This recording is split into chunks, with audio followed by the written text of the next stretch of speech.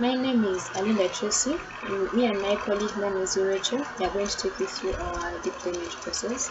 So, of course, our goal was to deploy our trained neurological dementia prediction model into the real-world system. So, we used the streamlined machine learning operation strategy to achieve that. And our deployment was mostly focusing on containerization and continuous deployment. So to achieve those two those two things, like the continuous deployment and the containerization, we used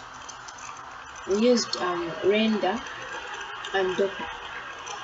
So, but first we used for building our application. We used Fast API.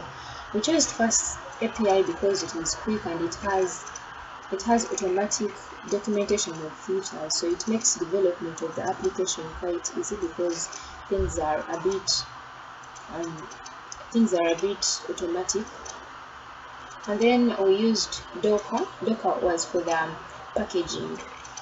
So for the packaging, and this is where you put the model, its you put the model, its dependencies, and everything that works with it, like its preprocessed data and everything in a single like package. So packaging helps a model to be able to work in any other environment effectively. Like it should be able to work consistently in if it's introduced to any other environment. Yeah. So we also used render. Render was for the continuous deployment. So for render, in case we are working from say Visual Studio and then we push changes, we make changes in our Visual Studio and then we push them to our GitHub repository.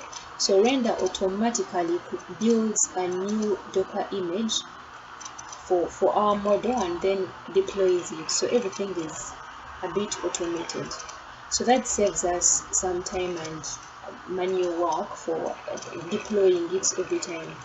Because render will deploy it for you and it will create the new Docker image for you every time. Yeah, so this is our first API model. So of course we first import the libraries. We imported the necessary libraries. We imported Fast API, HTTP exception, and request from Fast API, and all of those.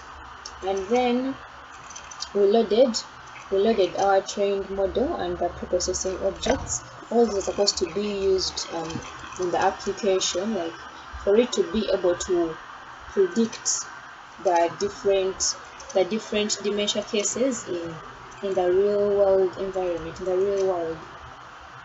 Yeah, so it will be able to use that data, the trained model to predict. It will be able to predict the condition of a patient. If they use the model on a patient, it should be able to classify between the different classes. Yeah. So that is all I had for you. My colleague is going to start from there she will walk you through the rest of the implementation of our deployment. Thank you very much. Yes, my name is Rachel, and I'll take you through the last three parts of our machine learning operations. And the third last one is monitoring and real world usage, whereby here we shall use Git for version control, whereby if any versions of the dependencies come up, they can notify us to upgrade them, and then for model tracking, whereby it tracks the changes for every code that is pushed to GitHub. And then yeah, because we have a GitHub repository created, and that's where we are pushing our code. So for real world usage, um, uh, API, first we are using, like my colleague said, we are using a fast API infrastructure or framework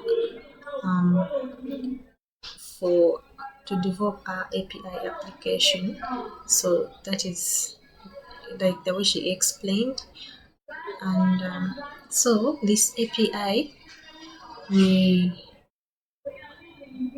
we deployed it on we hosted it on Render, whereby we connected a repository to Render. So now this is the they gave us a link, and this is the link to our repository or to our website. So if I can just click on it, so it will take me to the website.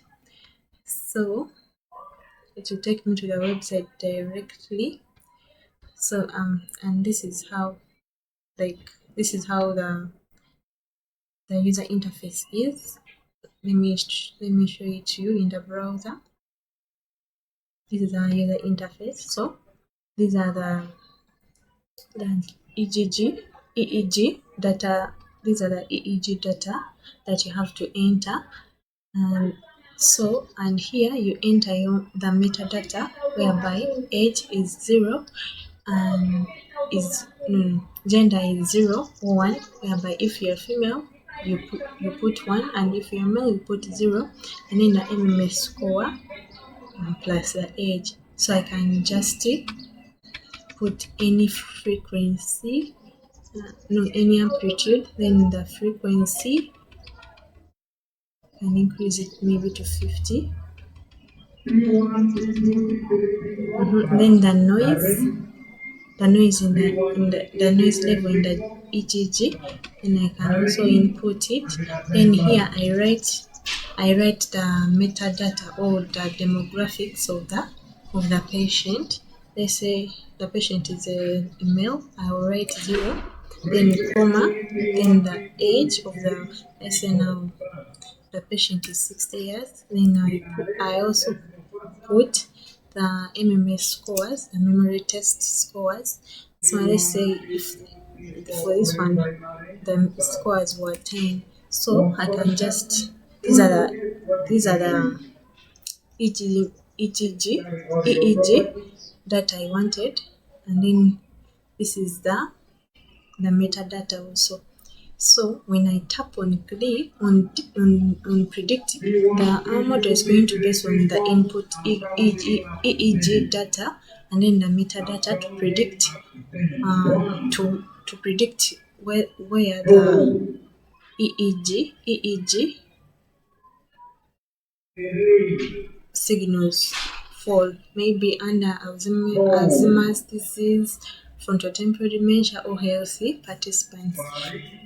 So when I click predict, and this is what is displayed, like the waves, the EEG waves or the brain waves, and then this is the format, and then down here we have the classification. So it is basing on the data I've input, it's classifying the EEG data to belong to class A, which is for the Alzheimer's disease. So okay, so when I go to the machine learning challenges we faced and how we overcame them, and the challenge was maintaining consistency across the environments, whereby the virtual environments used are different, and then when you bring in yours, things are going to just conflict. So the mitigation was for model monitoring, whereby like we are using render, so we could just scan and check how the model is working. Then also automated testing by the use of maybe yeah, also render, because if there is any error, automatically the thing won't run. It will predict that there is an error.